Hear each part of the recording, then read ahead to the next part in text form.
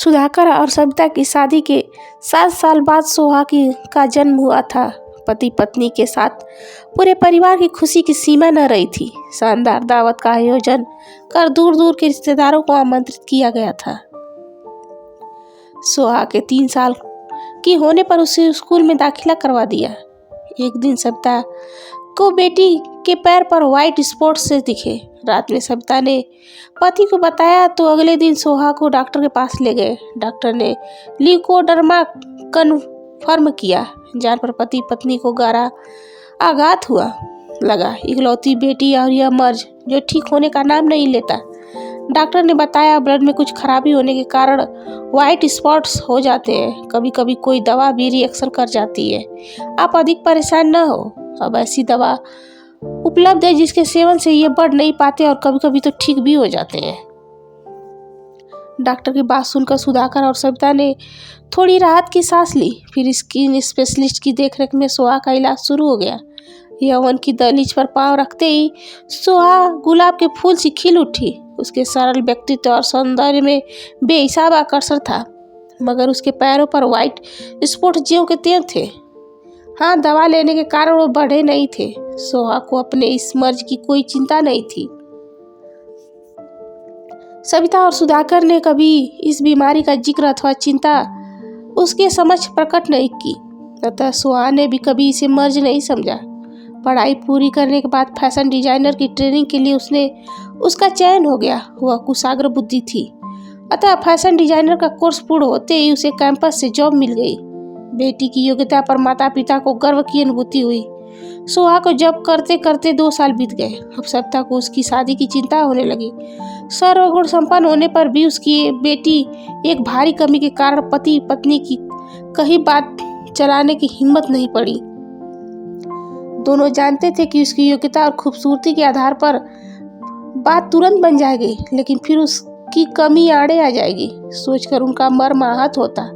यद्यपि सुधाकर और सविता को पता था कि शरीर की सीमित जगहों पर हुए ल्यूकोडर्मा के दागों को छिपाने के लिए प्लास्टिक सर्जरी कराई जा सकती है, लेकिन पति पत्नी का 2 कारणों से इस के लिए सहमत नहीं थे। पहला यह है कि वे प्यारी बेटी को इस तरह का कोई शारीरिक तकलीफ नहीं देना चाहते थे, और दूसरा यह है कि इस रोग को सोहा की नज़रों में कुछ विशेष अड़चन अथवा शारीरिक विकृति नहीं समझने देना चाहते थे।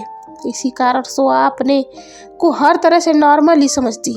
दोनों पति पत्नी को पूरा विश्वास था कि उनकी बेटी को अच्छा वर और घर मिल जाएगा। इसी विश्वास पर सुधाकर ने ऑनलाइन सोहा की शादी का विज्ञापन डाला। कुछ दिनों बाद यूएस से एक डॉक्टर अर्पित का ईमेल आया, साथ में उनका फोटो भी।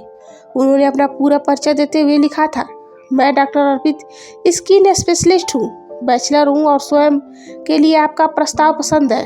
आपने अपनी बेटी को जिस कमी का वर्णन किया है वह मेरे लिए कोई मायने नहीं रखती है। मैं आपको पूर्ण विश्वास दिलाना चाहता हूँ कि हमारी तरफ से आपको या आपकी बेटी को कभी किसी शिकायत का मौका नहीं मिलेगा। यदि आपको भी हमारा रिश्ता मंजूर हो तो आप लोग बेंगलुरु जाकर मेरे माता पिता से बात कर सकते हैं। बात पक्की होने पर मैं विवाह के लिए इंडिया आ जाऊंगा। अर्पित का मैसेज सुधाकर और सविता को सुखद प्रतीत हुआ। सोहा से भी बात की, उसे भी अर्पित की जॉब और फोटो पसंद आया। माता पिता के कहने पर उसने अर्पित से बात भी की। सब कुछ ठीक लगा। बेंगलुरु जाकर सुधाकर ने अर्पित के परिवार वालों से बातचीत की। बिना किसी ना नुकुर के शादी पक्की हो गई। माँ का अवकाश लेकर अर्पित इंडिया आ गया। धूमधाम के साथ सोहा और अर्पित परिणय सूत्र में बंध गए। ब्याह उपरांत कुछ दिन मायके और ससुराल में रहकर वह अर्पित के साथ ही यूएस से चली गई। सब कुछ अच्छा होने पर भी सुधाकर और सविता को बेटी के शुभ भविष्य के प्रति मन में कुछ खटक रहा था। यूएस से पहुंचकर सोहा रोज ही माँ से फोन पर बात करती, अपना अर्पित का और दिन भर कैसे व्यतीत हुआ पूरा हाल बताती। अर्पित के अच्छे स्वभाव की प्रशंसा भी करती।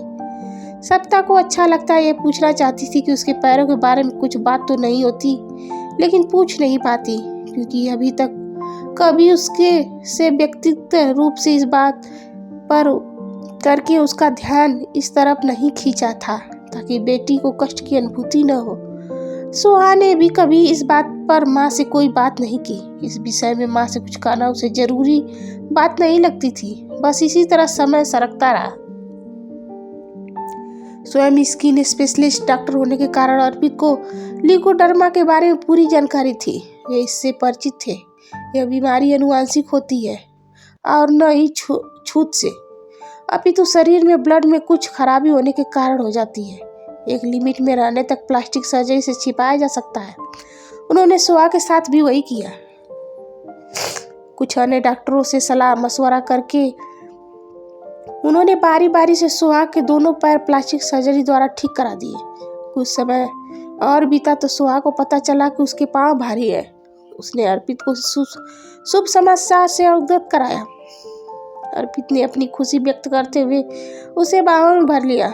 माँ को भी इस शुभ समाचार से अवगत कराओ, अर्पित ने कहा। हाँ जरूर, सुहा ने मुस्कुराते हुए कहा। दूसरे दिन सुहा ने फोन पर माँ को बताया। सविता और सुधाकर को अपार हर्ष की अनुभूति हुई। उन्होंने विश्वास हो गया कि उनकी बेटी का दाम्पत्य जीवन सुखद है। दोनों पति पत्नी ने शीघ्र यूएस जाने की तैयारी भी कर ली। सुहा और अर्पित के पास मैसेज भी भेज दिया। यथा समय बेटी दामाद उन्हें रिसीव करने पहुंच गए। काफी दिनों के बाद सुहा को देखकर सविता ने उसे गले लगा लिया। घर आकर विस्तृत रूप से बातचीत हुई। सुहा के पैरों को सही रूप से देखकर सुधाकर शिकायत करती हुई सविता से कहा। सविता ने सुहा से कहा, अपने पैरों के बारे में तुमने मुझे बताया नहीं? हाँ माँ, यह कोई विशेष बात तो नहीं थी जो तुम्हें बताती, सुहा ने लापरवाही से कहा। सविता के मन ने स्वीकार लिया कि बेटी की जिस बीमारी को लेकर वे लोग 24-25 साल तक तनाव में रहे, वह अर्पित के लिए कोई विशेष बात नहीं रही। योग्य दामाद के साथ बेटी का दाम्पत्य जीवन और उज्जवल भविष्य रहेगा। सोच सविता को भारी सुकून मिला।